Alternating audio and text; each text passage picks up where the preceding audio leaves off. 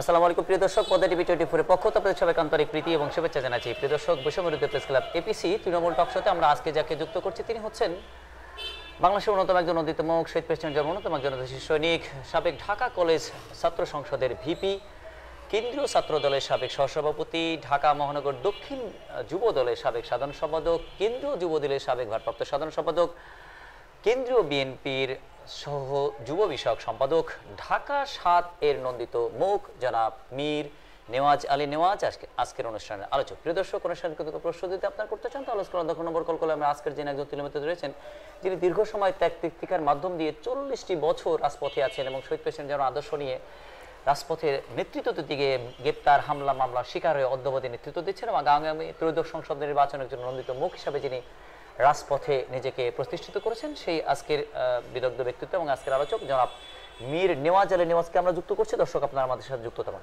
জি জনাব, আপনি দর্শক শ্রোতাদেরকে জানাতেন দীর্ঘ সময় ধরে আপনার পথ চলা, যে মানুষটি উই রিভোল্ট বলে বাংলাদেশের স্বাধীনতা সার্বভৌমত্বের ক্ষেত্রে অলোকোজ্জ্বল একটি ভূমিকা রেখে একটি স্বাধীন সার্বভৌম রাষ্ট্র দিলেন, সেই বিদগ্ধ জনের আদর্শ নিয়ে আপনি অদ্যাবধি রাজপথে নেতৃত্ব দিচ্ছেন। আপনি দর্শকদেরকে জানান কি চেতনার ভিত্তিতে বাংলাদেশের জাতীয়তাবাদের প্রবর্তক শহীদ প্রেসিডেন্ট জিয়া রহমান আদর্শ নিয়ে আপনি অদ্যাবধি রাজপথে আছেন। ধন্যবাদ আপনাকে। আপনি বেশ কিছু প্রশ্ন করেছেন। জি, আমি আপনার প্রশ্নের উত্তর দেওয়ার আগে প্রথমে শ্রদ্ধা ভরে স্মরণ করছি মহান স্বাধীনতার ঘোষক, আধুনিক বাংলাদেশের স্থপতি, বহুদলীয় গণতন্ত্র প্রবক্তা শহীদ রাষ্ট্রপতি জিয়া রহমানকে। এই শহীদ রাষ্ট্রপতি জিয়া রহমান, মহান স্বাধীনতার ঘোষক শহীদ রাষ্ট্রপতি জিয়া রহমান বাংলাদেশি জাতীয়তাবাদ, গণতন্ত্র, সামাজিক ন্যায় বিচার, অর্থনৈতিক মুক্তি, উৎপাদনমুখী রাজনৈতিক ব্যবস্থার মধ্য দিয়ে এই বাংলাদেশ জাতীয়তাবাদী দল সৃষ্টি করেছিলেন এবং দীর্ঘ পথ পরিক্রমায় এই দলের উপর ঘাত প্রতিঘাত পেরিয়ে আজকে ৪৭ বছরে বিএনপি পদার্পণ করে। দেখুন, স্বাধীনতা যুদ্ধে, মুক্তিযুদ্ধে আর কি, যেটা একটি দল পালিয়ে গেলেন, আরেকটি দল মুক্তিযুদ্ধে বিরোধিতা করেছিল। ঠিক সেই মুহূর্তে প্রেসিডেন্ট জিয়া রহমান স্বাধীনতার ঘোষণার মধ্য দিয়ে বাংলাদেশে মুক্তিযুদ্ধ শুরু হলেন। দীর্ঘ ৯ মাস সশস্ত্র সংগ্রামের মধ্য দিয়ে, এবং শহীদ রাষ্ট্রপতি জিয়া রহমান ঘোষণা দিয়েই কিন্তু ছিলেন না, তিনি নিজেই সশস্ত্র সংগ্রাম করে, যুদ্ধ করে, তার স্ত্রী সন্তানকে ফেলে রেখে সে দেশকে এই হানাদার মুক্তি করে দেশে মুক্তিযুদ্ধ লাভ করে, স্বাধীনতা লাভ করে। পরবর্তী পর্যায়ে প্রেসিডেন্ট জিয়া রহমান তার সে ব্রাকে ফিরে তার সেনাবাহিনীর প্রধান। এখানে আমি একটু প্রশ্ন যুক্ত করতে চাচ্ছি। মুক্তিযুদ্ধের প্রেক্ষাপট আপনি অলরেডি টাচ করেছেন। জনাব শেখ মুজিবুর রহমান ৭ই মার্চের ভাষণ দিয়ে বেশ আবেগ জাগিয়ে ২৫শে মার্চের কালোরাত্রিতে চুপচাপ তিনি এক্সিট নিয়ে চলে গেলেন। কিং কর্তব্যের একটি বাংলাদেশে উই রিভোল্ট বলে তিনি প্রথম শহীদ প্রেসিডেন্ট জিয়া রহমান বিদ্রোহ করে কর্নেল জাংজুয়াকে হত্যা করতে গেলেন, অস্ত্র নিতে গেলেন, যেহেতু যুদ্ধ করতে হবে। ২৬ তারিখ সারাটা দিন তিনি ব্যস্ত থাকলেন। ২৭ মার্চে তিনি কালুরঘাট বেতার কেন্দ্র দখল করে সেখানে একটি ঘোষণা দিলেন।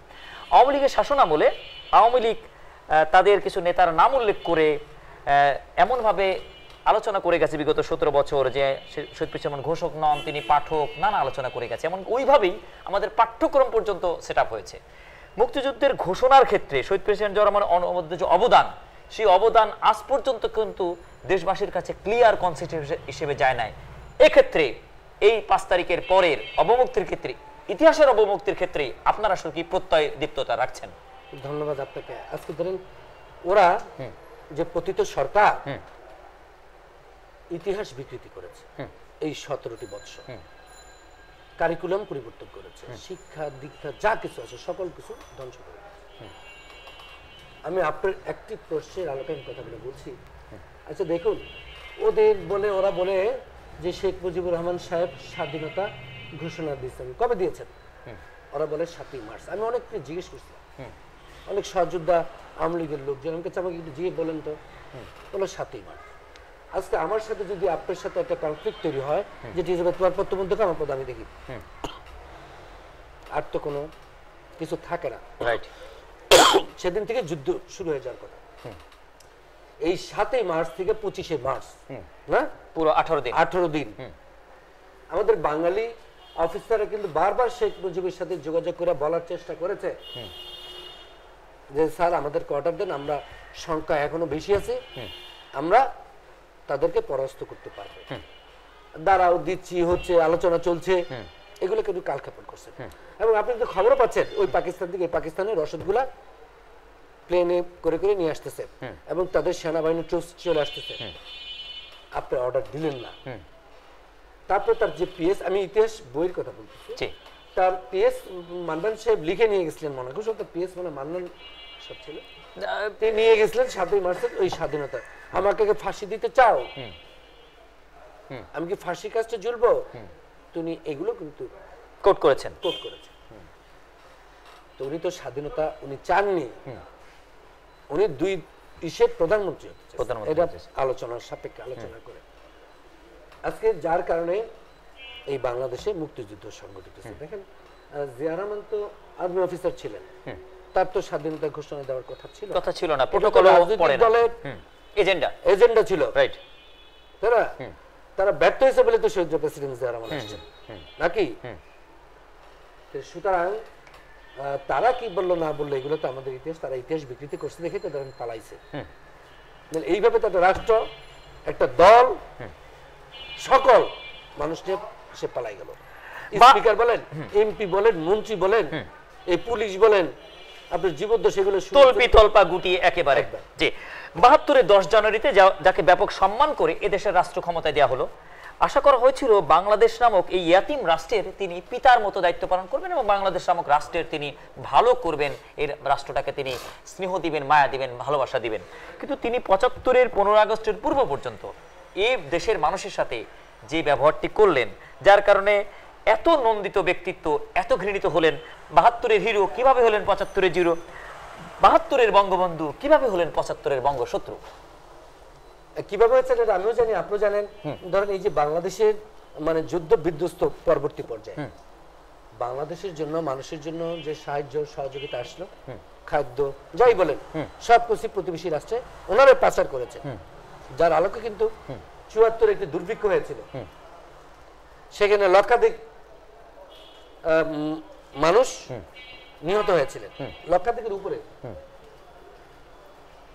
তো আপনার তার ব্যাংকের লুটপাট, ডাকাতি থেকে শুরু করে এমন কিছু নাই তার শাসন আমলে না হয়েছে। এবং একটি রক্ষী বাহিনী গঠন করেছিলেন এই তৎকালীন যে দল ছিল, বিরোধী দল, হ্যাঁ, 30,000 রাজনৈতিক নেতা কর্মীকে তখন হত্যা করেছিল। আপনারা জানেন সিরাজ শিকদারের ইতিহাস, কোথায় সিরাজ শিকদার দাম্ভিকতার সাথে বলছিলেন, কিন্তু তাকে কিন্তু তারাই হত্যা করলেন। প্রথম কিন্তু হত্যাটা আচ্ছা দেখুন, স্পিকার শাহাদ আলীকে আমাদের বাংলাদেশের মহান জাতীয় যে সংসদ, এই সংসদের চেয়ারগুলা কিন্তু আগে মানে আলগা ছিল, মানে দ্যাট মিন্স আপনার ফিক্সড ছিল না, এটা আলগা ছিল।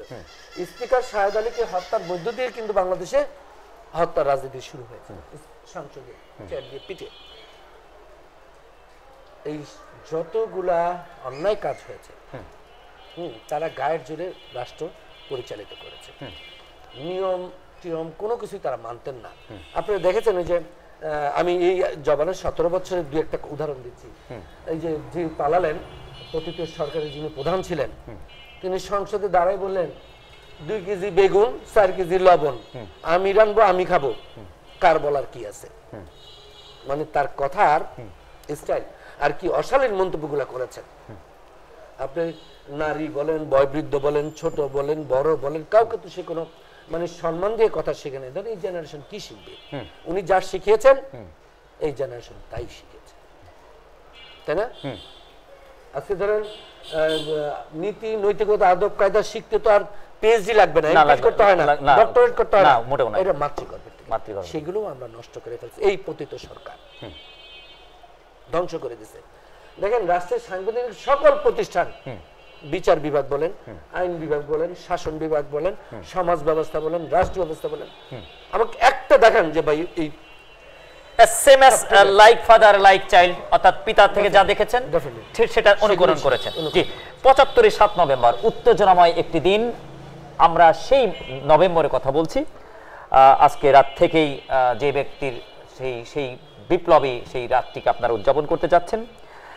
7 নভেম্বর টান টান উত্তেজনার প্রেক্ষাপট, সেদিনের যে আবহ, সেদিনের যে বিপ্লব, সেদিন যে গণজাগরণ, ৭১-এর সেই ২৬শে মার্চের ঘোষককে ৭৫-এর 7 নভেম্বরে এদেশের মানুষ সিপাই জনতা যেভাবে ওন করলো, লালন করলো, একক ব্যক্তি হিসেবে, অবিসংবাদিত ব্যক্তি হিসেবে যাকে দেশের কর্ণধার করা হলো, সেই বিষয়টি আসলে কত বড় ঐতিহাসিক একটি দিকপাল।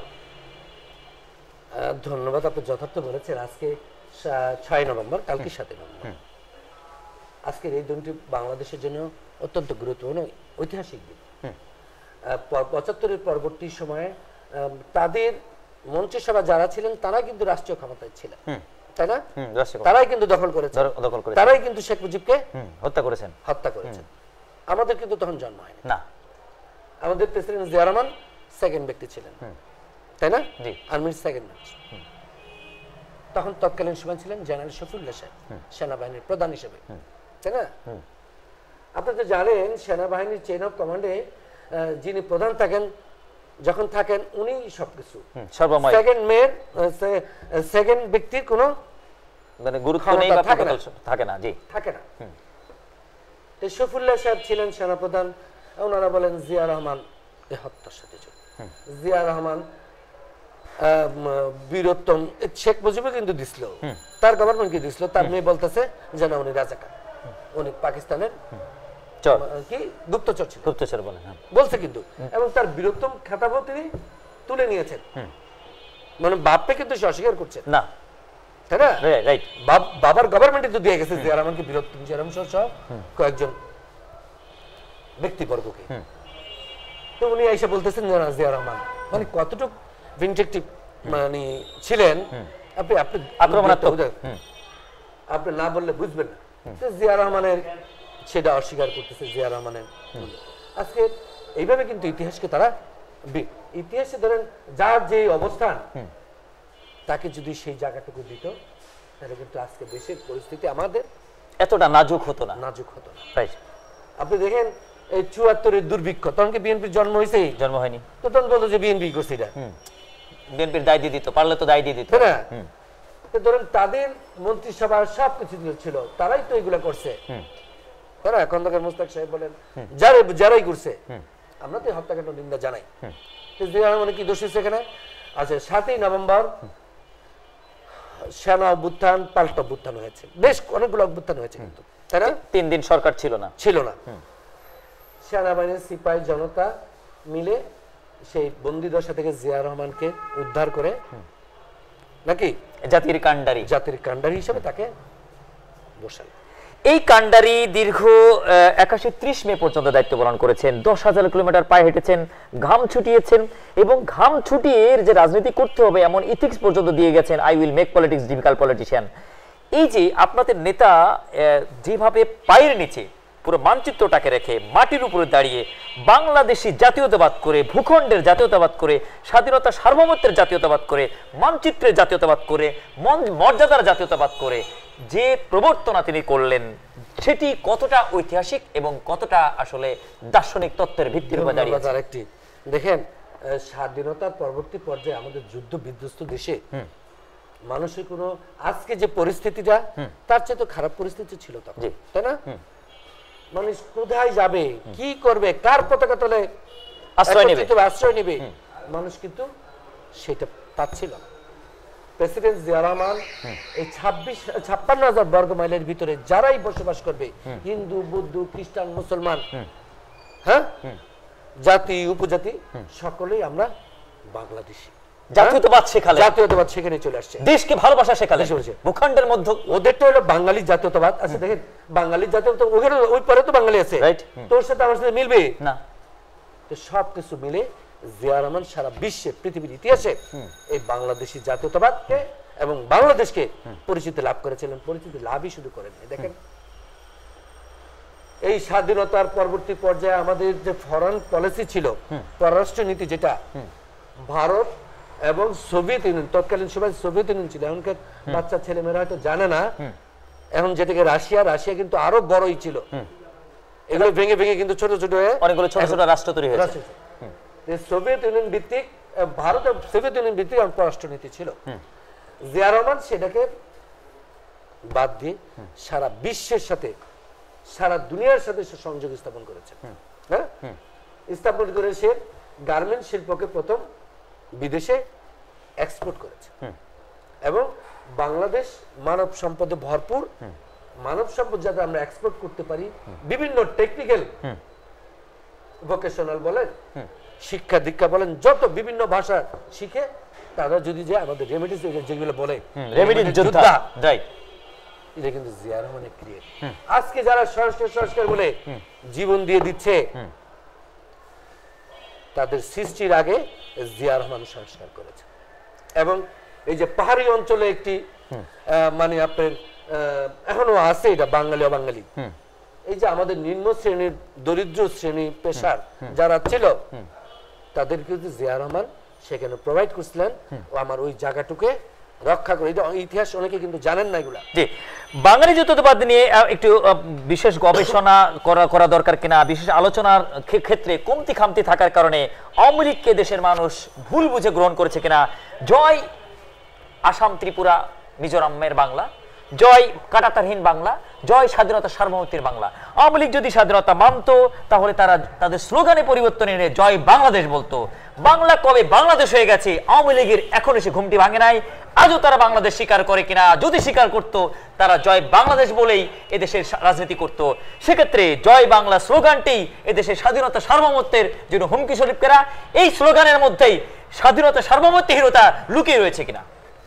তা তো অবশ্যই লুকিয়ে রয়েছে। আপনি দেখুন আমাদের এই যে চিটাগাং, যে আমরা যেটা কি করি, অন করি আমাদের ভূখণ্ডের সাথে যুক্ত, আমাদের পার্শ্ববর্তী যে মিয়ানমার, যেটা ওদের কাছ থেকে যখন লোকগুলা চলে আসলো, এই পতিত যে সরকার, এই সরকারকে সামহাও তাকে বললো যে কিসে আপনাকে নোবেল পুরস্কার দেওয়া হবে, তাদেরকে বাংলাদেশে আশ্রয় দেওয়ার জন্য। এই আপনার মনে পড়ে? বাংলাদেশের 10 লক্ষ থেকে 12 লক্ষ এই রোহিঙ্গাকে আশ্রয় দিলেন তিনি, কিন্তু নোবেল পুরস্কার পাওয়ার জন্য। রাইট, এই ইউনূস সাহেবের সাথে কিন্তু সেখান থেকে তাদের দ্বন্দ্ব, কনফ্লিক্ট তৈরি হয়েছে যে ইউনূস তার নোবেলটা কেড়ে নিয়েছে। কিন্তু সে তো বাংলাদেশের মানুষের মঙ্গল চায় নাই। দেশের স্বাধীনতা সার্বভৌমত্ব যদি চাইতেন তাহলে তো এই আত্মঘাতী কাজগুলো তারা করতে পারতেন না। আজকে আমাদের পার্বত্য চট্টগ্রামে কি অবস্থা বলেন আপনি? আমরা হুমকির ভিতরে রয়েছি না?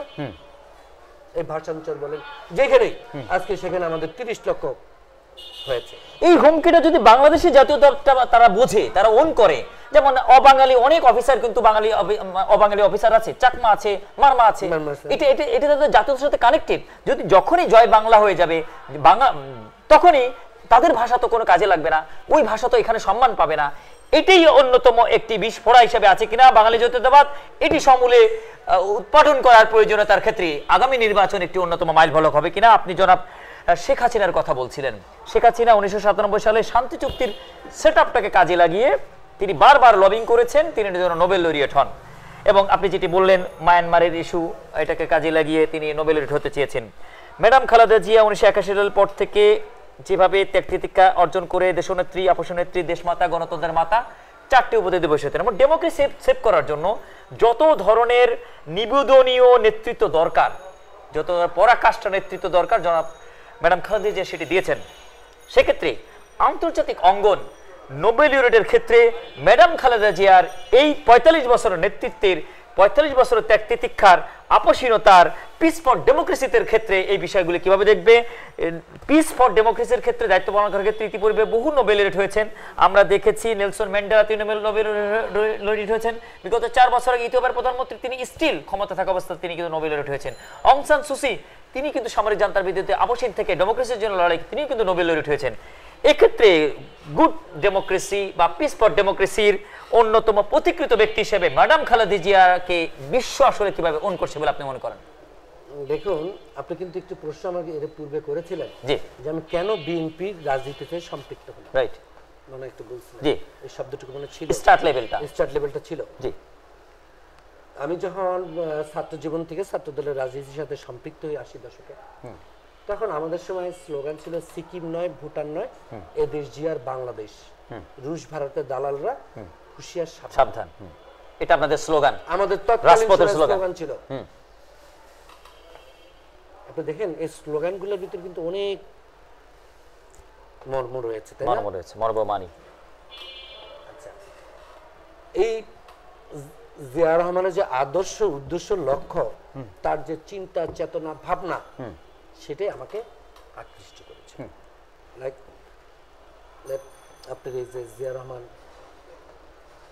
প্রথমে এই যে বাংলাদেশি জাতীয়তাবাদের কথা বললাম না 56,000 বর্গ মাইল পরবর্তী পর্যায়ে তিনি ফরেন পলিসি চেঞ্জ করলেন জিয়া রহমান 20 বছর পর বাংলাদেশের কি হবে সেগুলো নিয়ে চিন্তা করতেন দেখুন অনেক জ্ঞান গর্ব ব্যক্তিবর্গ নিয়ে জিয়া রহমান ডেকে ডেকে কিন্তু রাত্রেবেলা কথা বলতেন যে দেশে কিভাবে ডেভেলপ করা যায় প্রেসিডেন্ট জিয়া রহমান দেখছেন এবং তিনি বুঝছেন উনি বিশ্বাস করছেন যে আমরা ইন্ডাস্ট্রিয়ালিস্টে আমার প্রতিবেশী রাষ্ট্রের সাথে আমি পারবো না আমি একটা প্রোডাক্টিভ যদি আমি 5 টাকা খরচ হয় আমি তো 5.5 টাকা বিক্রি করবো রাইট আমার প্রতিবেশী রাষ্ট্র সেই প্রোডাক্ট 4 টাকায় বা 4.5 টাকা ছেড়ে দেবে আমার ইন্ডাস্ট্রিগুলো বাইর খাবে সে দিয়ে কিন্তু জিয়া রহমান যায় না জিয়া রহমান গেছে কোথায় জিয়া রহমান বাংলাদেশ নদীমাতৃক দেশ আমরা খাল কাটবো পানি রাখবো মাছ চাষ করবো আবার খরা সিজনে ধান চাষ করবো একবার দুইবার তিনবার বাম্পার ফলন হবে এগুলো আমরা বিদেশে আমরা খাবো খাইয়া বিদেশে আমরা রপ্তানি করবো এটাই জিয়া রহমানের কিন্তু পলিসি ছিল জিয়া রহমান সেই পলিসিতে কিন্তু সফল হয়েছিলেন আপনার আমরা কিন্তু তখন খাদ্যে স্বয়ংসম্পূর্ণ হয়ে আমরা কিন্তু সেগুলো এক্সপোর্ট করেছি গার্মেন্ট শিল্প জিয়া রহমান করেছেন যেমন ব্যবসায়ীদের জন্য এই এপিজেড এটা জিয়া রহমানের তৈরি এই বিকেএমএ বিজিএমএ এই বিসিসিআই সব জিয়া রহমান এই মুক্তিযুদ্ধ মন্ত্রণালয় এই যে যারা পালাইছে বড় বড় কথা বলে এক তাদের বাংলাদেশে কি তারাই করছে ধরেন যদি 5 কিছু করে থাকে এটা খরচ দেখায় লুটের রাজত্ব কায়েম এই 17টা বছর দেখলেন তো এটা কয়টা ফ্লাইওভার করছে পদ্মা ব্রিজ করছে 1 টাকার জিনিস 100 টাকা লেখাইছে তাই না অর্থনীতিকে ধ্বংস করে এইগুলা তো উন্নয়ন হতে পারে না দেখেন ওনারা পালাবেন না কেন ওনারা বাংলাদেশের পৃথিবীর যে গণতন্ত্রের একটা সংজ্ঞা ডেমোক্রেসি পাল্টে ফেললো সেই সংজ্ঞা নিয়ে আসলো কয় গণতন্ত্র মনতন্ত্র লাগবে না কয় উন্নয়নতন্ত্র গণতন্ত্রের পরিবর্তে উন্নয়নতন্ত্র নিয়ে আনলো উন্নয়নতন্ত্র দ্যাট মিনস দেশটাকে লুটপাট করে খাওয়া শুনুন প্রজেক্ট বাণিজ্য না আচ্ছা দেখুন এই তারা বলে ডেমোক্রেসি যেখানে গণতন্ত্র থাকে না যেখানে ভোট থাকে না সেখানে তো গণতন্ত্র নাই ভোটের তো গণতন্ত্রের একটা সৌন্দর্য না সে ভোট যদি চলে যায় তাহলে তো গণতন্ত্র থাকে গণতন্ত্র যদি না থাকে কোনো জবাবদিহিতা থাকে না যার কারণে কিন্তু আজকে যে যেভাবে পারছে ছোট বলেন পাতি বলেন বাইজা বলেন বড় বলেন সবই লুট করে খাইছে পিচ্ছে ফেসরা এটাও 100 কোটি টাকার মালিক আর আমরা চোখে ছাত্র জীবনে 1000 টাকা দিই নাই কষ্ট হয় দুঃখ হয় রাজনীতি মানে লুটপাট মোটেও নয় রাজনীতি মানে আপনি মেরে ফেলানো রাজনীতি মানে আপনি গুম করে ফেলানো মোটেও নয় আবার কি বিএনপি করা অপরাধ কেন আপনার ভাইকে গুম করছেন কেন ছেলের সামনে মাকে সন্তানকে হত্যা করলেন কেন কি হবে না হলে ক্ষমতা থাকলে খালেদা জিয়া 2009 সালে 111 আপনি জানেন খালেদা জিয়াকে মনিরুদ্দিন ফখরুদ্দিন প্রথম অফার করছিলেন ম্যাডাম বলছে তোমাদের কাছে তোমরা করো আমার কাছে আমাকে করতে দাও খালেদা জিয়া কেন বিএনপি করি এইগুলো কারণে করি শুনেন এই জিয়া রহমান এই বাংলাদেশের মানুষের 18 কোটি কিন্তু তৎকালীন 18 কোটি ছিল না না এই বাংলাদেশের মানুষের স্বার্থের বিরুদ্ধে কোনো কাজ জিয়া রহমান কোনোদিন করে নাই পাশাপাশি খালেদা জিয়া কিন্তু কারোর সাথে আপোষ করে নাই এই বাংলাদেশের মানুষের স্বার্থে খালেদা জিয়া কিন্তু সুন্দর লাইফ লিড করতে পারতেন আর আমি বিদেশে এই মনিরুদ্দিন ফখরুদ্দিনের লাগেজ উঠাই দিছিল না আজকে আওয়ামী লীগ বড় বড় কথা বলে এই খালেদা জিয়ার কারণেই তো তোরা বাংলাদেশে আসতে পারছিস। আর তোরা কি আচরণগুলো করলি খালেদা জিয়ার সাথে? দুনিয়াতে যে আল্লাহ আছে তা তো দেখলি। তুই পালানোর সময় একটা ভাঙা হেলিকপ্টার দেয় না তোকে, আর একজন মজলুম তার বাসা থেকে বাইর করে দিলি, তাকে পৃথিবীর দুনিয়ার বিলাসবহুল এয়ার অ্যাম্বুলেন্সে বিদেশ পাঠাইছে, আবার সম্মানের সাথে দেশে দিয়েও গেছে। This is Khaleda Zia. এখানে আমাদের আত্মতৃপ্তি এবং এটাই আমাদের অ্যাচিভমেন্ট। আপনি দেখুন খালেদা জিয়া তো ধরেন অনেক বড় ব্যাপার, তিনি আমাদের গণতন্ত্রের মা না? আমরা আমাদের দেখেন, আমাদের পিচ্ছি বাচ্চা যেগুলো দেখেন, আমাকে একটা দেখেন যে একটা ছেলে এই দল ছেড়ে চলে গেছে, একটা দেখেন। হকারি করে খাইছে, হকারি। কারো বউ চলে গেছে, কারো মা মারা গেছে, বাপ মারা গেছে, রিক্সার গ্যারেজে ঘুমাইছে, ফুটে ঘুমাইছে, হ্যাঁ হাসপাতালে ঘুমাইছে। একটা ছেলে পেলে কর্মী কেউ দেশ ছেড়া পালাই নাই। হিসাবে ওরা যে পালাইছে না, আমরা নিজেরও লজ্জিত। এই সাগরে ভাসাই দিয়া লাখ লাখ নেতা কর্মীকে ওরা কিভাবে আবার বড় বড় কথা বলে। আওয়ামী লীগ কি নিয়ে গর্ব করবে? আসবে, আসে আসে না, বাধা দিছে কেটা? তারা কি নিয়ে গর্ব করবে বলেন? সব গোষ্ঠী গোষ্ঠী শুদ্ধ সব পালাই চলে গেল এই ছোট ছোট কর্মীগুলাকে ফেলে। বাংলাদেশে কি অবস্থা করে রেখে গেলেন বলেন? এখনো দেশ জ্বলতেছে না? এখনো দেশ স্টেবল হয়েছে? মোটেও নয়, এখনো দেশ। সুতরাং শেখ হাসিনার বিচার হওয়া উচিত ছিল। 2000 সালের পর থেকে জনাব তারেক রহমান যেভাবে মাটির সাথে মিশলেন, মানুষের সাথে মিশলেন, তৃণমূলের সাথে সংযোগ করলেন, গণমাধ্যমের কাছ থেকে পর্যন্ত তিনি জ্ঞান নিতে চান। তিনি বলেন যে আপনি একজন গণমাধ্যম কর্মী, আপনি আমাকে বলেন আমি কিভাবে নিজেকে তৈরি করবো, আমি আপনার সাথে শিখতে চাই। এই যে মানুষের মাঝে তিনি রিপ্রেজেন্ট করলেন, মানুষের কাছ থেকে কথা নেওয়া শুরু করলেন, প্রত্যেকে ওন করা শুরু করলেন। এই ওনারশিপের এই মানুষটি কাঁটা বেছানো পথে যেভাবে দীর্ঘ বছর ধরে বিদেশে থেকে নির্ঘুম রাত জেগে সময়ের সাথে উল্টো স্রোতে থেকে নেতাকর্মীদেরকে উজ্জীবিত করে 36 জুলাইয়ের আগে 9 দফা যেখানে কোনো অবস্থাতেই জাগরিত হচ্ছিল না, সে এক দফা, সেই 9 দফাকে ঘুম পাড়িয়ে 2015 সালের ঘোষিত সেই এক দফাকে আবার জাগিয়ে যিনি এই রূপ পরিগ্রহ করলেন, তার নেতৃত্বের কারিশমাটিক আলোচনাগুলি না হয়ে রাজপথে নানা রকম কথা হয়, এখানে মাস্টার মাইন্ড কেনাবেচা হয়, মাস্টার মাইন্ড চুরি হয়। এটি আসলে খুবই অপ্রান্তিক কিনা, খুবই একটি অপ্রাসঙ্গিক বিষয়। দেখুন, এই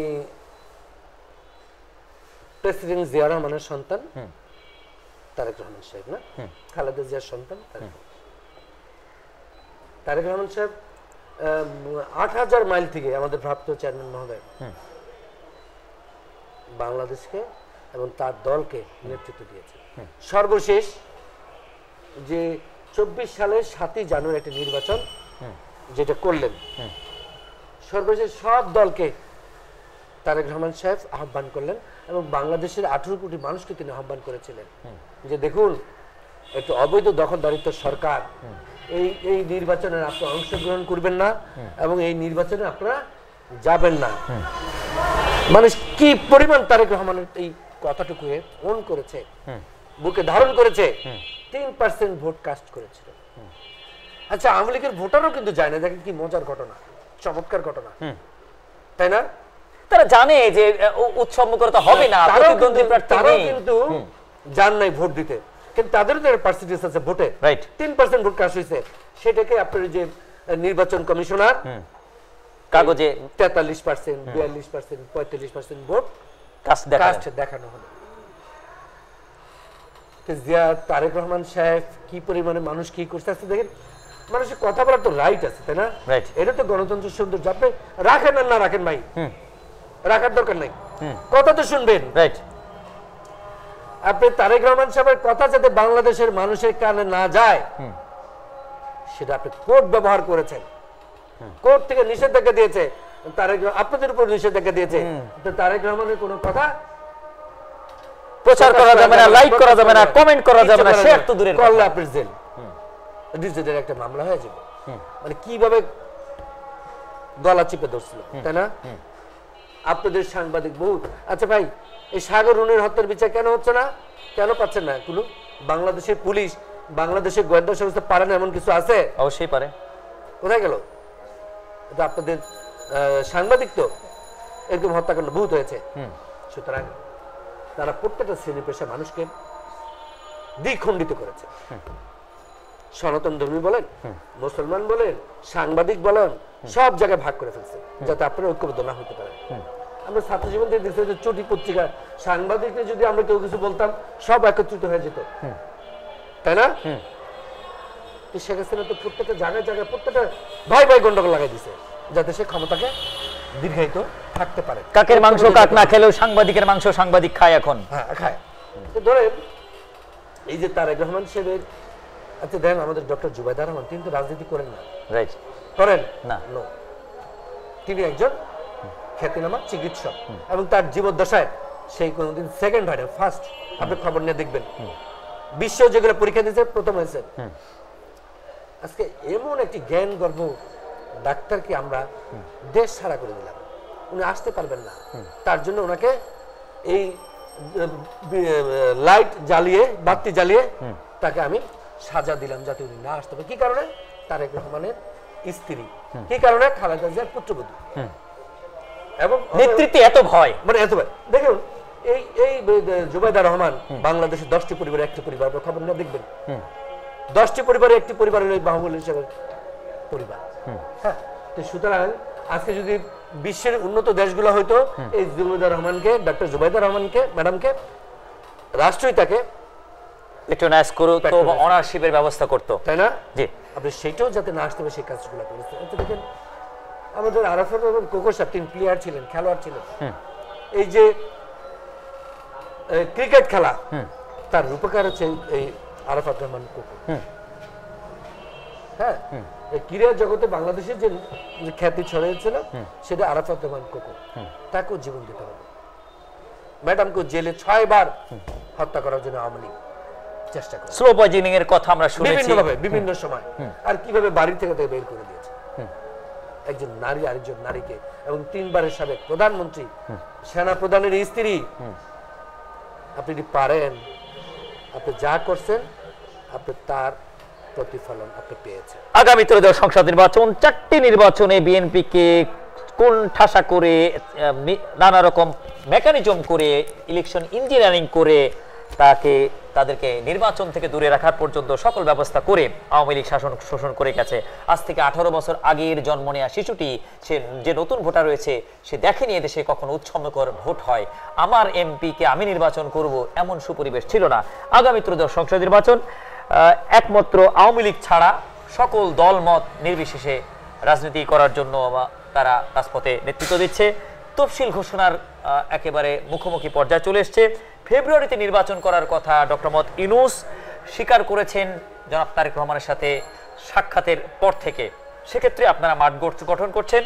আগামী ত্রয়োদশ সংসদ নির্বাচনের মাঠ পর্যায়ের 300 আসনের প্রার্থিতার ক্ষেত্রে ইতিমধ্যে সিংহভাগ আসনের প্রার্থিতার ঘোষণা হয়ে গেছে। ঢাকা 7 এখন পর্যন্ত ঘোষণা হয়নি। আপনি আপনার জায়গা থেকে এত বছরের 40 বছরের ত্যাগ ঘরে জমাদান পূর্বক কি প্রত্যাশা রাখছেন? দেখুন, আগামী ফেব্রুয়ারিতে ত্রয়োদশ নির্বাচন হবে, জি, এই মর্মে প্রধান উপদেষ্টা মহোদয় ঘোষণা করেছে। জি, তা আমরা কিন্তু প্রথমে তিনি যখন সরকার গঠন করলেন তখন কিন্তু 6 তারিখ কিংবা 7 তারিখ একটা সমাবেশ হয়েছিল আমাদের, এবং সেখানে আমাদের ভারপ্রাপ্ত চেয়ারম্যান মহোদয় 8000 মাইল থেকে বললেন যে যদি ইউনূস গভর্নমেন্টকে সর্বাত্মক সহযোগিতা করার জন্য যদি ইউনূস গভর্নমেন্ট হেরে যায় তাহলে বাংলাদেশ হেরে যাবে এবং গণতন্ত্র হেরে যাবে। যার আলোকে কিন্তু ইউনূস গভর্নমেন্টকে সকলেই আমরা, যারা আমাদের দল কিংবা ছোট ছোট দলগুলো, আমরা সর্বাত্মক সহযোগিতা করে আসছি। অথচ সুপরিবেশ ছিল সেই 7 তারিখেই কিন্তু বিএনপি চাইলে বিএনপির পক্ষ থেকে একজনকে প্রধান উপদেষ্টা করে বিএনপি কিন্তু শ্যাডো ছায়া গভর্নমেন্ট করতে পারত। সেই শক্তি বিএনপির ছিল।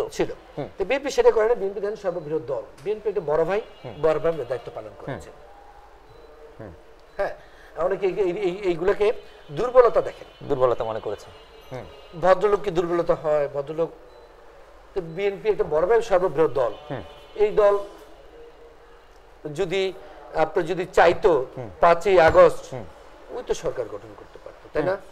কিন্তু সেটা না করে ইউনুস গভর্নমেন্ট করছে, আমরা কংগ্রেচুলেট করছি, অভিনন্দন জানাইছি, আমরা ওনার সাথে দেখা সর্বক্ষেত্রে আমরা সহযোগিতার আশ্বাস ওনাকে দিয়েছি। কিন্তু কেউ কেউ এই 5-6 আগস্টের পরে 5 আগস্টের পরে অনেক অনিয়মের সাথে জড়িয়েছে কিছু সংগঠন, যারা ওই ইসলামী সংগঠন বলে তারা ইসলামী সংগঠন, আমরা কি নন ইসলাম? প্রশ্ন তো সেটাই, হ্যাঁ, আমাদের কি ধর্ম? না না, জামাত ইসলাম আর ইসলাম এক জিনিস। ইসলাম একটা, ইসলাম ইসলামের জায়গায়, জামাত ইসলাম জামাত আরেকটা। তো ওনারা ধরেন যে ছোট মাছ পানিতে পড়ে গেলে যা লাফায়, ওনারা এখন লাফাচ্ছে। ওনারা লোক দেয় 5টা সে রাষ্ট্র ক্ষমতার স্বপ্ন দেখে, কি আশ্চর্যজনক। অথচ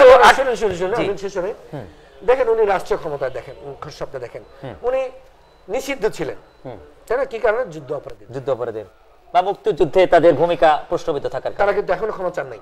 ক্ষমা চান এই বিদেশে গিয়ে বলে 47-এর পর থেকে, আর 47 দরকার নেই, 71-70 পর থেকে বলো, আবার 47 দরকার কি? পাকিস্তানরা অস্বীকার করো, বাংলাদেশ করছস তো তোরা, এগুলা ইতিহাস তো তাই লেখা আছে। আচ্ছা, তো যা বলে যে কি যদি আমরা করে থাকি, যদি কেন করো নাই, করছো।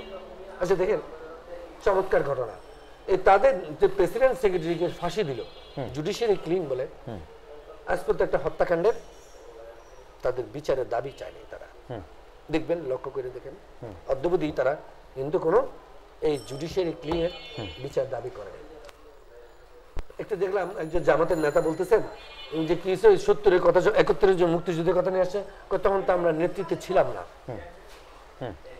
তখন আমরা নেতৃত্বে ছিলাম না। এতে কি দল হিসাবে দায় মানে মিটে যায়? দায় কি?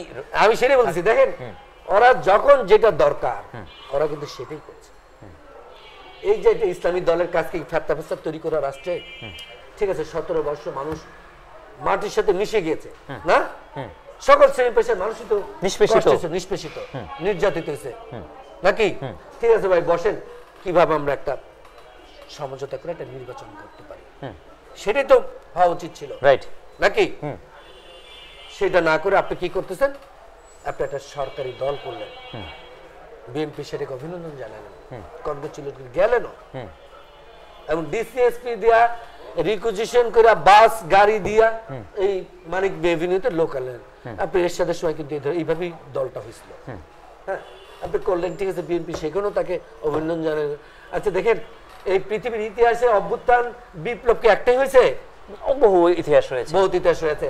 বাংলাদেশে একটা অভ্যুত্থান হয়েছিল, সেই অভ্যুত্থানে আমিও একজন সৈনিক ছিলাম। জি। তা আমরা যে সচিবালয় তো মন্ত্রী নেই না, কোনো সচিব ধরি নেই।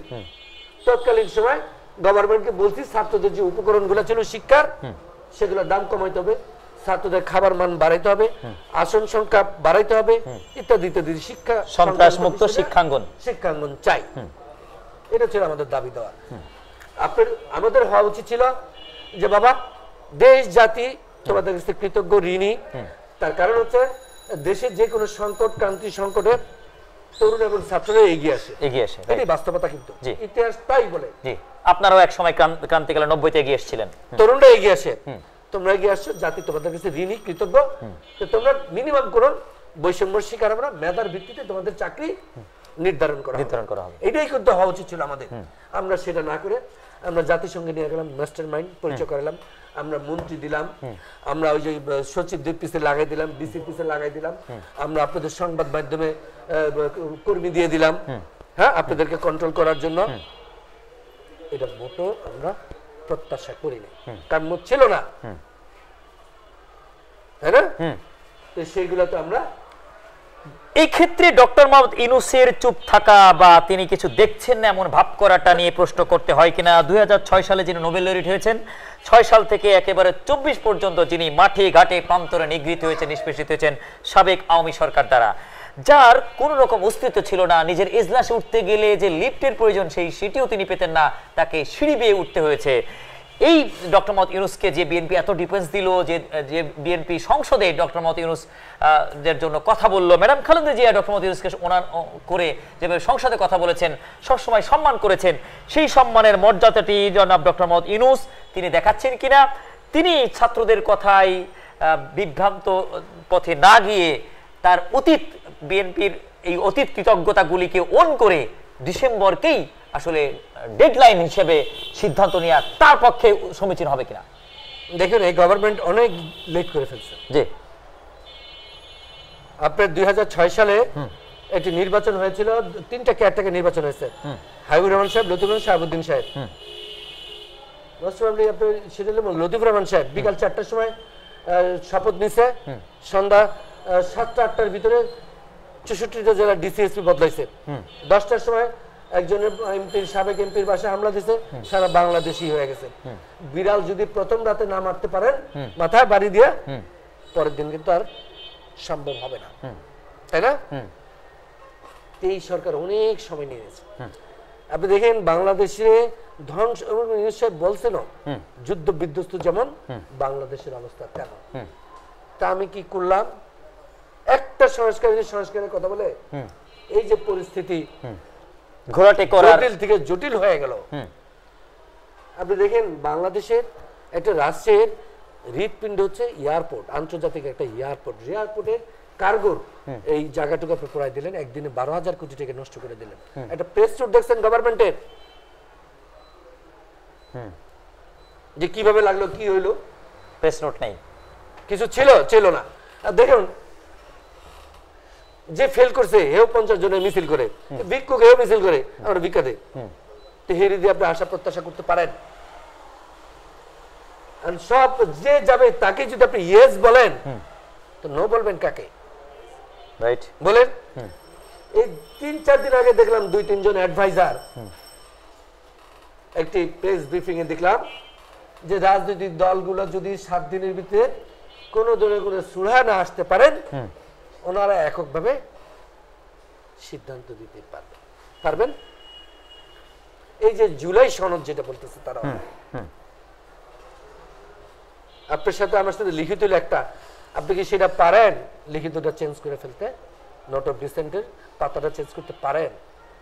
এটা তো নিঃসন্দেহে। কোথায় পেলেন আপনি এগুলা? রাইট, আপনি যাই করেন না কেন, দিন শেষে আপনার সংসদে কিন্তু পাস করতে হবে, মনে রাখবেন।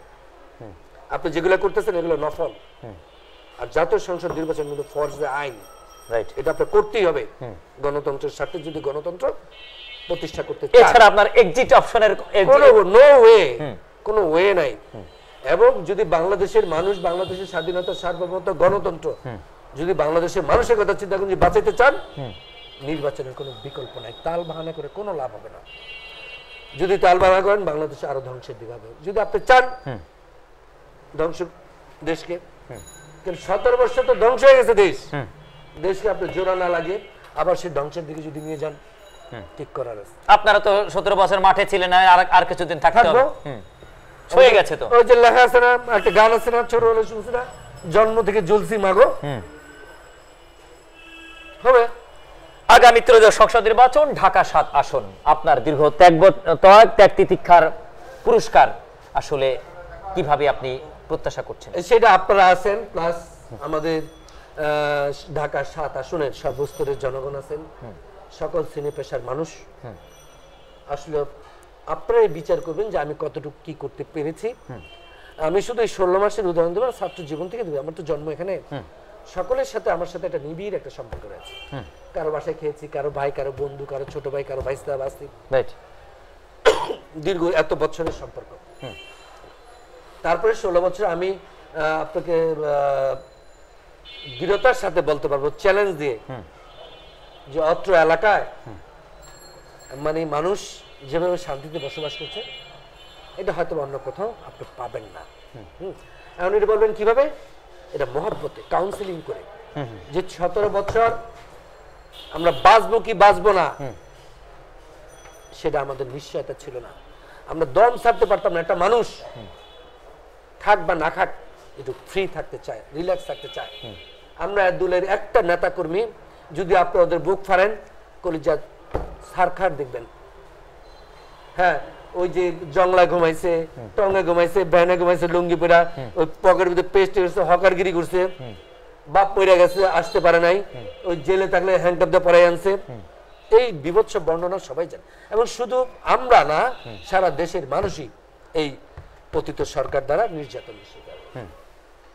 ধরেন ওদেরকে বুঝাইছি, কাউন্সিলিং করছি, আপনি দেখবেন এই যে একটু পরে সব আসবে, হ্যাঁ 250, 300, 400, 500, আমরা এইগুলো কাউন্সিলিং করে সব জায়গায় পরিস্থিতি যে একটু কষ্ট করো, একটু কষ্ট করো, গণতন্ত্র যেই গণতন্ত্রের জন্য তোমার বাপ গেছে, মা গেছে, ভাই গেছে, বোন গেছে, সেই গণতন্ত্রের জন্য একটু ধৈর্য, যাতে জনগণের যে ভোটের অধিকার প্রতিষ্ঠার জন্য আমাদের সংগ্রাম, সেই সংগ্রামটা যদি আমরা সাকসেস দিতে পারি, এইভাবে বুঝে আপনি একটু যান, আপনি ক্যামেরা নিয়ে আপনি ঘুরে আপনি তাহলে বুঝতে পারবেন যে আমরা কতটুকু পরিস্থিতি স্থিতিশীলতা রাখছি।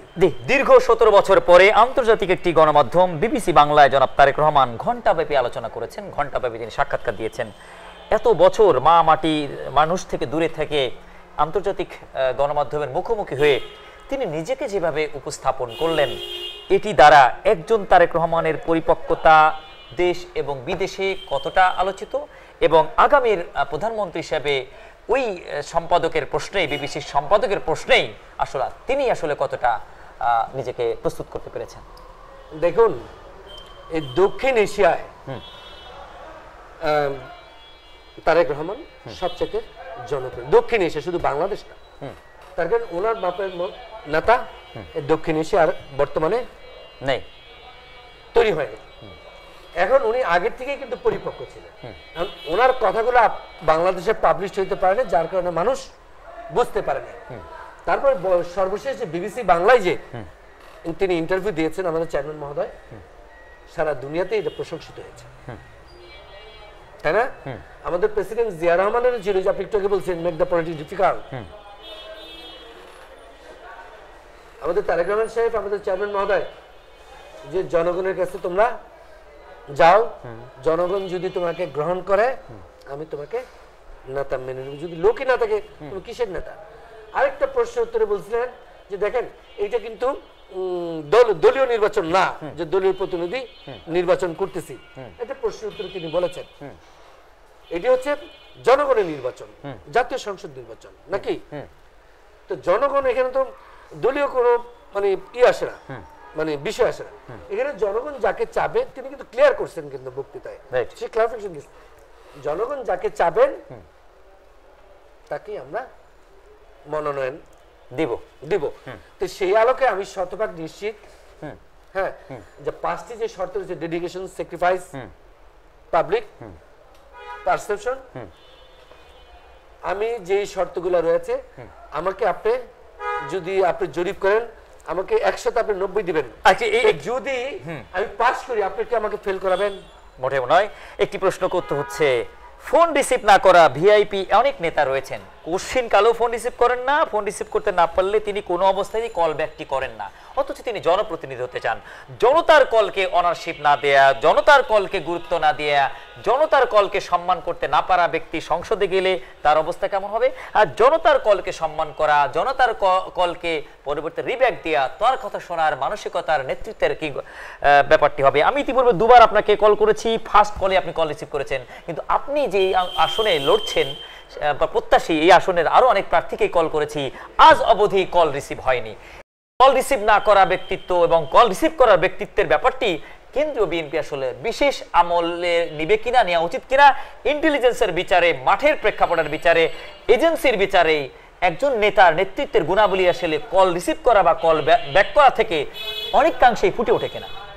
ধন্যবাদ আপনাকে। আসলে কল এই যে যার যার মানে বিষয়, এগুলো তো আমি জানি না কে রিসিভ করে, কিন্তু আমি যদি দেখি, আর বিশেষ করে আপনি মনে কিছু নেবেন না, ওই যে মিটিং এ থেকে যে এখনো কিন্তু ফোন করতেছে কয়েকজন, আমি ধরতে পারলাম না, তার মানে সে যদি মনে কিছু করে আমি কি বলবো বলেন? আপনি তো প্রমাণ, কমিশনার সাহেব ফোন দিলেন দুজন, তো আমার যে কথাটি হচ্ছে ধরেন আমি রাতের ফোনগুলোকে খুব বেশি গুরুত্ব দিই, সত্যি কথা। আমার একজনের ফোন দিল রাত 3:15টায়, আমি কেবলমাত্র উঠছে গুজু টুজু করে নামাজ ফোন দিল, কি স্যার? রাতের ফোনটা তো খুব সেন্সিটিভ ফোন, জি জি, খারাপ কিছু ফোন দিল, ভাই সে আমাকে ধরতে আসছে, ডিবি কেন ধরতে আসছে, ডিবি কেন, কি তোমার সমস্যা কি? তুমি কি আমলিক করো? বলো না, কেন ধরতে আসবে? আমার নামে নাকি মামলা আছে, ডিবিকে দাও। আমি তো উপরে গেট খুলি নাই, আমি ঠিক আছে গেট খুলো না, আমি কালকে কথা বলবো না, আমি কালকে কথা বলবো, তুমি গেট খুলো না। আমি জিজ্ঞেস করছিলাম তুমি কি আমলিক করো? কেন না, আমলিকের সাথে তোমার কোনো মামলা আছে? কয় না। তোমাকে কেন ধরতে আসবে? অফিসারকে দাও। রাত 3:15। হ্যাঁ, পরে তার গেট খোলা চলে গেছে, কিছু না হয়েছে। এখন ধরেন রাতে তো ধরেন মানুষ হয় দুঃসংবাদ ছাড়া তো কোনো কিছু ভালো করে রাতে কেউ ফোন করে না, সেন্সিটিভ। আর হয়তো ধরেন এই যে ফোন ধরি না তা না, যেটা ফোন পাই সাথে সাথে ধরি। আর যদি কোনো ফোনের মানে আপনার কোনো থেকে মিস কল দেখি, পরে কিন্তু আমি আবার ফোন ব্যাক করি। কি কারণে ফোন দিলেন? হ্যাঁ, অনেকে মারা যান, অনেকে জানাজা আছে, অনেক বিয়ে শাদীর প্রোগ্রাম আছে, অনেক ক্রাইসিস আছে। আর পুরান ঢাকাতে ধরেন অনেক সমস্যা, রাইট, অনেক সমস্যা। এই কিছুদিন আগে আমি একটা পূজা অনুষ্ঠানে ছিলাম, ওদের হিন্দু সম্প্রদায়ের একটা পূজা ছিল এখানে। পরে এক ভদ্রলোক ফোন দিলেন, কি হয়েছে? আমার বাসায় মব সৃষ্টি হচ্ছে। মব মানে অনেক ছেলে পেলে আসছে। কেন? জানি না ভাই। তো বাড়িওয়ালা তো ধরেন কিছু ইয়াং ছেলে পেলে দেখলে ভয় পায়, সত্যিকার আতঙ্কিত হয়। তা আমি সাথে সাথে গেলাম, ভাই কি হয়েছে? কই থাকোস? তুই শহীদ এখানে আসিস কেন? কেন আমি লিখলাম তোর কি? আমি ধরা দায়িত্ব তোর নিয়ে, তুই পুলিশে বল, পুলিশ বুঝবে। তো তুই এত রাতে এনে ঢুকবি কেন একটা সময়? তোর কাজটা কি? তুই আবার দলের পরিচয় দিচ্ছস। যদি এগুলো করেও তাকে তো গোপন গোপনে দে, তুই কেন এগুলো করতেছিস? মাথা নিচে দাঁড়িয়েছে। আর ওসির বলছে ওসি তো আসবে, তুমি আসছো কেন? হ্যাঁ, ধরেন এই যে মানুষের কখন কোন বিপদে, আর এই জিনিসগুলো কিন্তু এই যে যারা পালাইছে ওরাই কিন্তু এগুলো সৃষ্টি করে গেল। মপ টপ যেটা মপকে আমাদের জমানা ছিল, বলেন মপ কাকে বলে সেটাই তো বুঝতাম না। যত 28 অক্টোবর তো দেখিয়ে গেছে, 28 অক্টোবর লগি বৈঠা। তারপরে ধরেন এই যে আমাদের যেগুলা ফাঁসি টাসি দিল, তাই না? ফাঁসি দিল না, শাহবাগ নামা কি ইমরানের সরকার মপ তৈরি করে কারো জেল দেয়, কারো ফাঁসি দেয়, জেলের ফাঁসি দেয়, যাবজ্জীবন দেয়। এগুলো তো ওইখান থেকে সৃষ্টি করা হয়েছে, তাই না? এগুলো ল্যাশ পেশে এখানে চলে আসছে। ওয়াসা ডেসা সিটি কর্পোরেশন সংসদীয় আসন, 4টি বিষয় সেট আপ করে কিন্তু একজন সংসদীয় ব্যক্তিকে অন্তত ঢাকা সিটিতে দায়িত্ব পালন করতে হয়। আপনাকে যদি মনোনয়ন দেওয়া হয় এবং আপনি যদি বিজয়ী হন, এই 4টি সরকারি সংগঠন বা সরকারি সংযোগ সাথে আইন প্রণেতা হিসাবে কিভাবে আপনি এটিকে সমন্বয় করে উন্নয়নের বার্তা পৌঁছাচ্ছেন বা বার্তা পৌঁছাবেন? ধন্যবাদ, সুন্দর একটি প্রশ্ন করেছেন। এখানে কিন্তু আমলাতান্ত্রিক একটা জটিলতা রয়েছে। আমাদের পূর্বজন গভর্নমেন্ট ছিল, আমরা যখন বিএনপি ছিলাম, আমাদের মেয়র ছিলেন সাদেক হোসেন খোকা সাহেব। উনিও কিন্তু চেষ্টা করেছেন সিটি কর্পোরেশনের অধীনে এই অ্যাটলিস্ট এই জিনিসগুলো নিয়ে নেওয়া। এটা কিন্তু অনেক সুফল আছে। সুফল কি? আপনি ধরেন আজকে ওয়াশার একটা কাজ আমি কাটছি, পরের দিন এসে আবার আরেকজনের কাটা, আরেকজন খোঁড়া শুরু করছেন। মিনিমাম সমন্বয় নেই। সমন্বয়হীনতার কারণে আপনি দেখবেন ঢাকা শহরে খুব খারাপ অবস্থা, পরিস্থিতি। নাগরিক সেবা নাই, কিচ্ছু নাই, জিরো। পানি, ড্রেনেজ ব্যবস্থা বলেন, ওই লাইট ব্যবস্থা বলেন, সকল কিছু ধ্বংস হয়ে গেছে, মানে কিছু নাই। এবং ওনারও পারছে না, হিমশিম কাটছে। এই জন্য তো আমরা বারবার বলছি তাড়াতাড়ি খুব দ্রুত মোটা দাগের সংস্কার করা, নির্বাচনের বন্দোবস্ত করে, দেশ খুব ভয়াবহ দিকে চলে যাবে। দ্রব্যমূল্য ঊর্ধ্বগতি, তারপরে যে পানি, ডেসা বলেন, বিদ্যুৎ বলেন, গ্যাস বলেন, গ্যাস তো পাওয়াই যায় না। আপনি তো গ্যাস নিচ্ছেন বিল। তা আমি ফোন দিছিলাম এমডি কে, এমডি আমার ঢাকা কলেজের ছাত্র তিতাসের। তা আমি জিএম কে পাইলাম, জিএম এই ঘটনা, জিএম আমার প্রবলেম গুলো দেখালেন, নওয়াজ ভাই এই অনেক বছর আগে লাইন, হ্যাঁ ও আমার ঢাকা কলেজের ছেলে, মজা করে শুনে বলে যে অনেক বছর লাইন, এই লাইনগুলো সব লিকেজ, আবার এখন খোঁড়াখুড়ি করে। না খোঁড়াখুড়ি না, যদি আমরা এটা বাড়াই দিই প্রেসার, বড় ধরনের দুর্ঘটনা ঘটে যাবে ঢাকা শহরে। হ্যাঁ, যার কারণে প্রেসার লো করে ছেড়েছে, আমরা লো করছি যাতে বড় ধরনের দুর্ঘটনা না ঘটে। হ্যাঁ, তো আমি তাহলে এইখানে গিয়ে ভয়ঙ্কর তথ্য বলেন, এটা ওদের তথ্য কিন্তু আমার না, ওরাই বলতেছে আমাকে যে আমরা এটা কমায় রাখছি। এটা যদি প্রেসার দিয়ে দিই, সব জায়গায় বুটবুট আগুন লেগে গেলে, সিগারেট জ্বলে গেলে সারা ঢাকা শহর লেগে যাবে। ধরেন এই যে ভয়ঙ্কর পরিস্থিতিতে আমরা রয়েছি, এটা যে অ্যাটম বোমার ভিতরে রয়েছে, যে কোনো সময় ঠিক আছে, আমি রাত্রে যখন পাওয়ারটা বাড়বে তখন আমি লোক পাঠাবো কিছু কিছু জায়গায়। জি, জনাব নেওয়াজ, অনেক আলোচনা করলাম। দর্শক শ্রোতা, আপনার নির্বাচন এলাকার জনগণ সবার উদ্দেশ্যে দেশনেত্রী ম্যাডাম খালেদা জিয়ার জন্য দোয়া কামনা করা, নেতাকর্মীদেরকে থ্যাঙ্কস জানানো, ভোটারদের কাছে আপনার আশাবাদ এবং তারেক রহমানের জন্য বিশেষ দোয়া কামনায় আপনার সমাপনী বক্তব্য। ধন্যবাদ আপনাকে। আমি প্রথমে আমাদের 3 বারের সাবেক প্রধানমন্ত্রী দেশনেত্রী বেগম খালেদা জিয়া দীর্ঘদিন ফেসিবাদের রোশানলে পরে দীর্ঘদিন যাবত অসুস্থ রয়েছেন এবং তিনি কারাগারে ছিলেন। বিনা মিথ্যা বানোয়াট ভিত্তিহীন মামলা তাকে কারান্তরীণ করেছিলেন। সেখানে চিকিৎসাও তিনি পাননি। আমরা বহুবার বলেছি আমাদের প্রিয় নেত্রীকে বিদেশে চিকিৎসার জন্য, কিন্তু উনি যদি বিদেশে গিয়ে ম্যাডাম বিভিন্ন জায়গায় করে, তিনি 3বার প্রধানমন্ত্রী ছিলেন, যার আলোকে তার জনপ্রিয়তা ঈর্ষান্বিত হয়ে সে কখনোই তাকে বিদেশে পাঠানোর ব্যবস্থা করেনি। যাক আলহামদুলিল্লাহ আমাদের প্রিয় নেত্রী 6 আগস্টের পরে দেশের বাইরে গেছেন, চিকিৎসা করিয়েছেন। তা আমরা আজকে আপনার মাধ্যমে ঢাকা 7 সহ সারা বাংলাদেশের সকল শ্রেণী পেশা মানুষের কাছে আমাদের প্রিয় নেত্রীর কাছে দোয়া চাচ্ছি যেন আমাদের প্রিয় নেত্রী সুস্থ হয়ে সেই আবার পূর্বের ন্যায় এই দেশের মানুষের স্বাধীনতা, সার্বভৌমত্ব, গণতন্ত্র যেভাবে তিনি আন্দোলন সংগ্রাম করে মানুষকে ঐক্যবদ্ধ করেছিলেন, গণতন্ত্রের দিশারি, তিনি যেন সুস্থ আমাদের মাঝে কাজ করতে পারেন, দেশের সেবা করতে পারেন। পাশাপাশি আমাদের প্রিয় নেতা জনাব ভারপ্রাপ্ত চেয়ারম্যান মহোদয় বাংলাদেশে এসে যাতে এই দেশ এবং জনগণকে সাথে নিয়ে দেশের স্বাধীনতা, সার্বভৌমত্ব, গণতন্ত্র এবং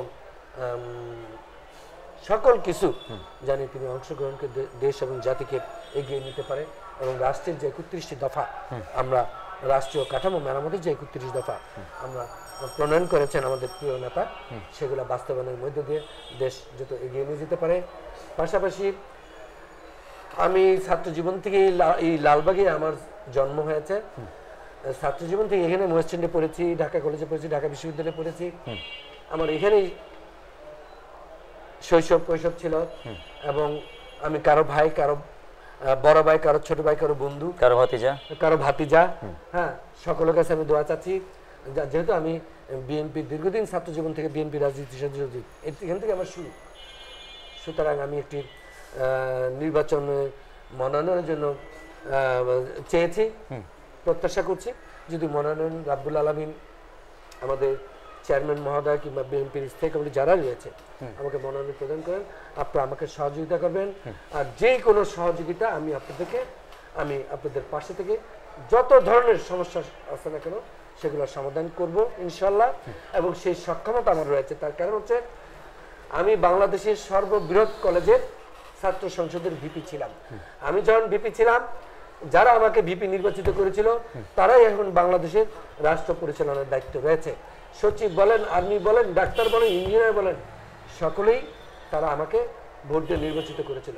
সুতরাং আমি যদি তাদের কাছে যে কোনো বিষয় নিয়ে ঢাকা 7 আসনে এই যে বিভিন্ন সময় আইসিইউ দরকার পড়ে, ফোন দিই, সাথে সাথে আইসিইউ পাওয়া যায়, পিজিতে ফোন দিই, ঢাকা মেডিকেল ফোন দিই, এই যে কি নিউরো সায়েন্স ফোন দিই, সাথে সাথে এই ঢাকা কলেজের সেই সাবেক ভিপিকে আসলে তারা অন করে। তো সুতরাং আপনি চাকরি বলেন, সেটা যে কোনো বিষয়ে গেলে তারা আমাকে যথেষ্ট মূল্যায়ন করে। সুতরাং আপনাদের সেবা হয়তো আস্থার বিশ্বাস একটি অনেক বড় বিষয়, শব্দ ছোট কিন্তু এটা কিন্তু অনেক বড় বিষয়। কেন দীর্ঘ 17 বছর তো মানুষ ঠক খাইছে। ওই যে একটা কথা আছে, প্রবাদ আছে, দই খেয়ে যদি চুন দেখে সেটাও কিন্তু ভয় পায়, তাই না? এখন যে পট্টাবাজি করে দেশ চালাইছে 17টা বছর, এমপি মানে তেমনই হবে এমনটা অনেকে ভাবে। সুতরাং আল্লাহর হস্তে বলছি, আপনারা বিশ্বাস করেন এই বিএনপি এমন দল না যে বিএনপি সেগুলা করবে, আর আমার প্রতি তো আপনাদের বিশ্বাস রয়েছে। তো সুতরাং আমরা যে কোনো বিষয় পরিস্থিতি মোকাবেলা করে দেশকে এগিয়ে নিয়ে যাব। এবং দেখেছেন দীর্ঘ 16 মাস কিভাবে এলাকায় স্থিতিশীল আমরা রেখেছি। ধন্যবাদ সকলকে। আপনাকে আমাদের ওয়ালাইকুম আসসালাম ওয়া রাহমাতুল্লাহ। আপনাকে ধন্যবাদ জানাচ্ছি। দর্শক এতক্ষণ যুক্ত ছিলেন তৃণমূল শহীদ প্রেসিডেন্ট আদর্শ নেত্রী কেন্দ্রীয় নেতৃত্বে আছেন ঢাকা কলেজ ছাত্র সংসদে যিনি ভিপি হিসাবে রাজপথে লড়াইয়ের মাধ্যমে, যিনি সংগ্রামের মাধ্যম দিয়ে 90 গণ আন্দোলনের নেতৃত্বের মাধ্যম দিয়ে যিনি কেন্দ্রীয় যুব দলের ভারপ্রাপ্ত সাধারণ সম্পাদক হিসেবে দায়িত্ব পালন করে এখন কেন্দ্রীয় বিএনপির সহযোগী বিষয়ক সম্পাদক হিসেবে দায়িত্ব পালন করে যাচ্ছেন, এবং ঢাকা 7-এর নন্দিত মুখ হিসেবে দীর্ঘ 40 বছর যিনি এই রুট ম্যাপটি গড়েছেন, এইভাবে যিনি নেতৃত্ব অর্জন করেছেন, তার নেতৃত্বের গুণাবলীকে বিচার বিশ্লেষণ করবে আগামী ত্রয়োদশ সংসদ নির্বাচনে তাকে মনোনীত করার ব্যাপারে তৃণমূল এবং সচেতন মহল মনে করছে। এবং তিনি যে কথাটি বলেছেন, অর্থাৎ ফোন রিসিভ না করা ভিভিআইপি জায়গা থেকে তিনি যে কনসার্নটি জানিয়েছেন, একজন মীর নেওয়াজ তিনি এমপি হওয়ার পরেও তেমনই আশাবাদ রাখবেন, তেমনই তার কলটি তিনি সবার কলটি রিসিভ করবেন, ওনটা রাখবেন, এটিও কিন্তু তারা সবাই প্রত্যাশা করছেন। দর্শক অবশ্যই আজকের আলোচকের প্রতি গুরুত্ব আরোপ করে তার জন্য বিশেষ দোয়া কামনায় যারা ভোটার রয়েছেন তারা সবার কাছে তিনি দোয়া চেয়েছেন এবং সবার কাছে তিনি প্রত্যাশা করেছেন জনাব তারেক রহমানের প্রতি তিনি আস্থা রেখেছেন, ম্যাডাম খালেদা জিয়ার সুস্থতা কামনার সাথে তিনি তার প্রতি আস্থা রেখেছেন, সেই আস্থার প্রতি দল তাকে গুরুত্ব দিবেন বলেই সচেতন মন এবং সাধারণ মানুষ মনে করছে। দর্শক, পরবর্তী নতুন করে আলোচকে বা আজকের আলোচকে পুনঃ নতুন কোনো বিষয়ে যুক্ত করার প্রত্যাশা রেখে আজকের মতো বিদায় টানছি। সাথে থাকুন। আসসালামু আলাইকুম।